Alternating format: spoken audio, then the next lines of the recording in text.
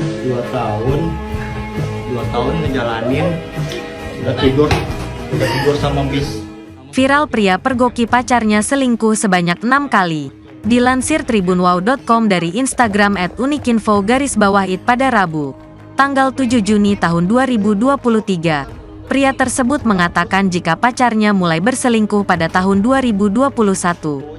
Pria tersebut memergoki pacarnya sedang bersama seorang ustaz, dan pria tersebut memilih memaafkan kekasihnya itu. Kedua, pria tersebut memergoki pacarnya melakukan chat mesra dengan mantan suaminya. Yang ketiga, pria tersebut memergoki pacarnya selingkuh dengan sopir bus. Tak sampai di situ.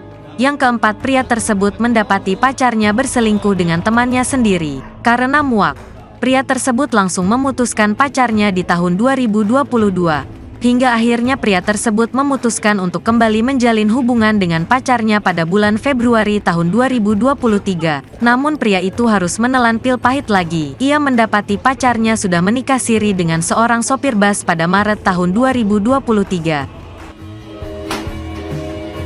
Bocok ke kosan, semalam gua ajak keluar main-main gak mau. Gua semalam gua ajak keluar senang-senang. Semalam gua ajak senang-senang gak mau. Gua pagi-pagi kesini mau ngajakin belanja. Beli udang, malah tidur sama cowok. Anak ojek. Terima kasih sudah nonton. Jangan lupa like, subscribe, dan share ya.